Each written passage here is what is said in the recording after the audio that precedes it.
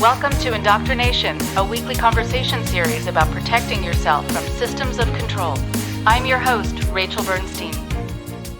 Hi, I'm Rachel Bernstein. I'm an educator and a licensed marriage and family therapist, and I've worked with victims of cults and high control groups for 30 years now.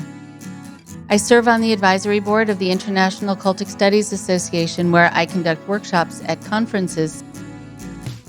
It's been a busy few years with lots of media appearances, like on Unwell on Netflix and the Starz documentary Seduced Inside the NXIVM Cult, and many interviews on NPR and Bloomberg and other news outlets who are curious about cults and QAnon and the like.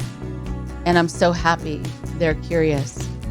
I love the opportunity to be able to help educate the public about these issues. I'd like to take a moment to tell you about my podcast, IndoctriNation, a weekly podcast covering cults, manipulators, and protecting yourself from systems of control. I wanted to start a show that gives survivors a chance to tell their stories and for experts to teach us what they know. My goal for IndoctriNation is to empower the listeners to protect themselves and those they love from predators, toxic personalities, and destructive organizations. And since I started the podcast, and I can't believe this, I've interviewed over 150 survivors who continually impress me with their bravery and their insights. Experts and journalists who took the time to come on to cover dozens of different high control groups and cults from a variety of different angles. The podcast also examines the dangers of multi-level marketing groups and right-wing conspiracy groups, unregulated recovery groups and residential centers, radicalization, abusive relationships, relationships with narcissists, and anywhere really that systems of control and manipulation are used. Some notable guests are names that you will recognize: Pat Ryan and Joe Kelly, Dan Shaw, Chris Shelton, Catherine Oxenberg, Jamie DeWolf, Mark Vicente, Mike Kropfeld, Yuval Laor, Patricia Ryan, and so many more. Here's some of the feedback I've received from listeners and guests alike.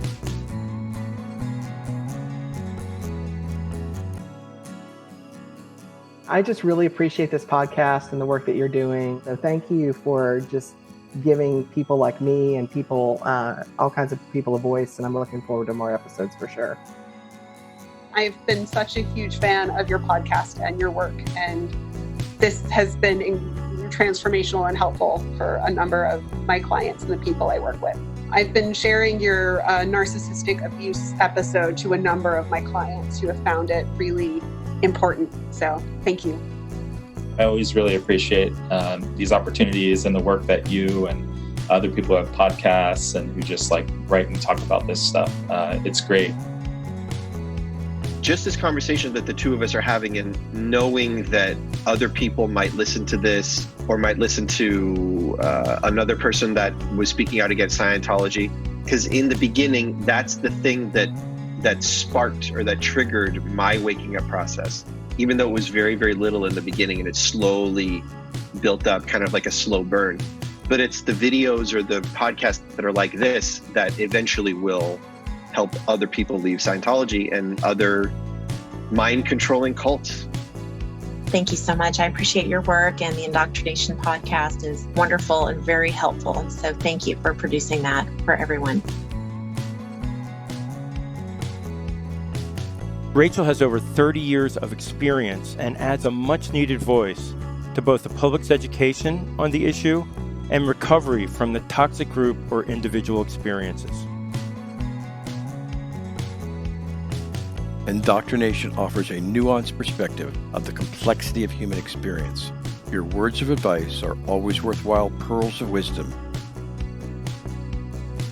I'm an actor, writer, filmmaker, and I'm also a cult survivor. We should all be so grateful for the important work that Rachel is doing, and I promise you that you'll learn a ton about just how easy it is for any of us to fall prey to the multitudes of sociopaths and manipulators that are out there. Thanks for getting all these people out of cults for so many years. You're welcome. It's a high five. Nice. Here's a brief example of the conversations you will find on our show.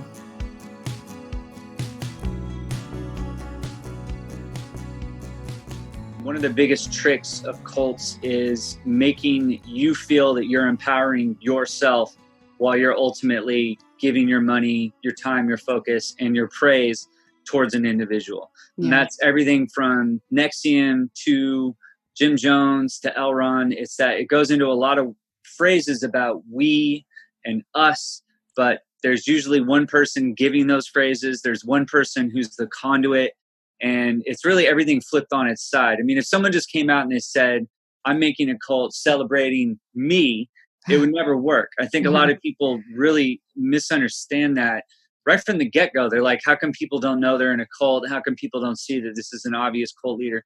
And that's because those people, they never start by presenting it as about them. It's always about giving you power, you wisdom, you clarity, a new sense of emotional stability. And, you know, I mean, you look at NXIVM, for example, which I've definitely been obsessed with because it's like a weird, evolved, compressed version of Scientology in some respects. And it's really all about self-betterment, but it's really all about Keith Raniere, you know, I mean, that he is the focal point, and he never really says that this is about me, even though he's called the Vanguard and L. Ron is called Source. You know, I mean, that they're never the god of this creation, but they act as if they are, and they're celebrated as if they are. And it's this whole disguised narcissism of basically you hide behind something that's selfless and is absolutely profiting you. I think the catnip for a lot of them is basically having that sort of arrangement where people are grateful to you for giving them the keys to this new land of opportunity and emotional control that you alone hold.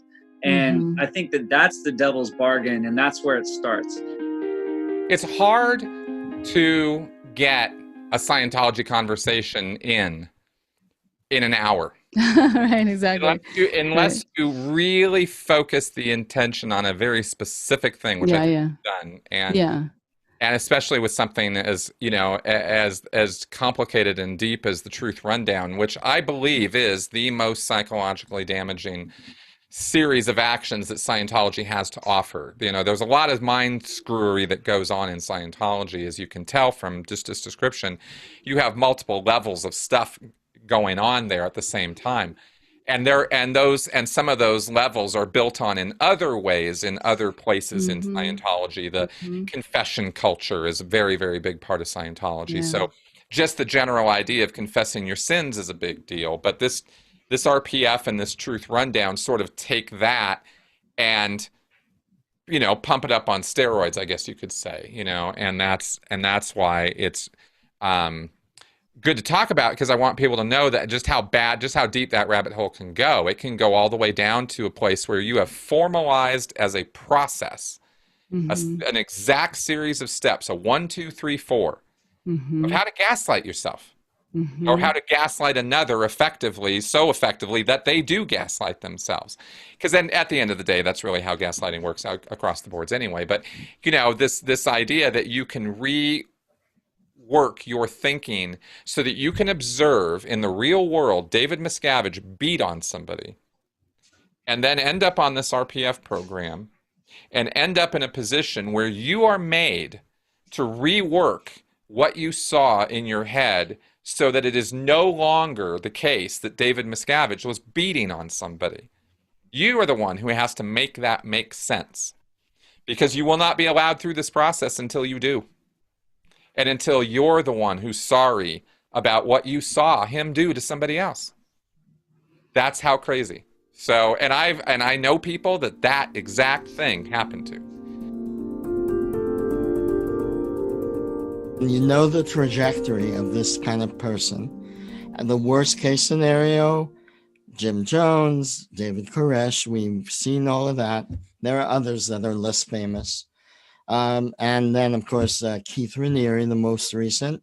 You know, what was going to happen after he branded his initials into women's pubic area. What was the next level gonna be there, right?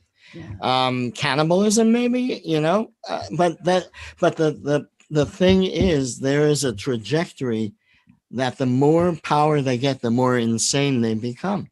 And the way we saw Trump leave, today, it turns out that right before he left, he fired the head usher of the White House.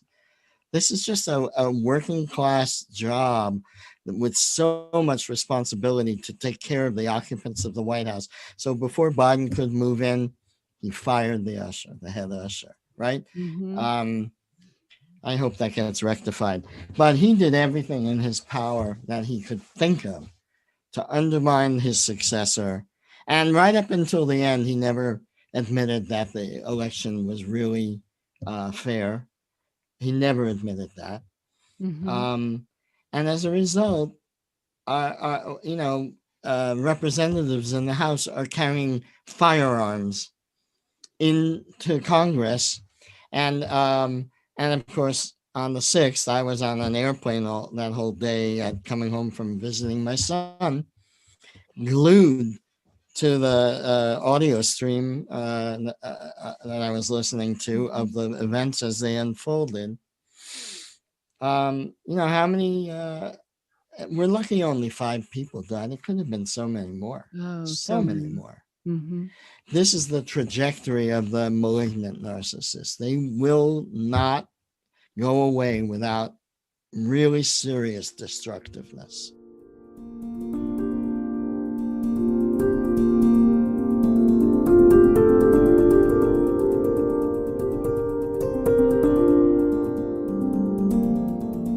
Listen to Indoctrination for free anywhere podcasts are available, and also get bonus content by becoming a supporter of the show at patreon.com/indoctrination. Feel free to reach out to us on Facebook, Instagram, and Twitter, and you can also reach out to me personally at indoctrinationshow@gmail.com or contact me at Bernstein LMFT @gmail.com to inquire about counseling or the former member support group I run every other Wednesday night. I look forward to hearing from you, and I wish you well on your journey of education and healing. Take good care.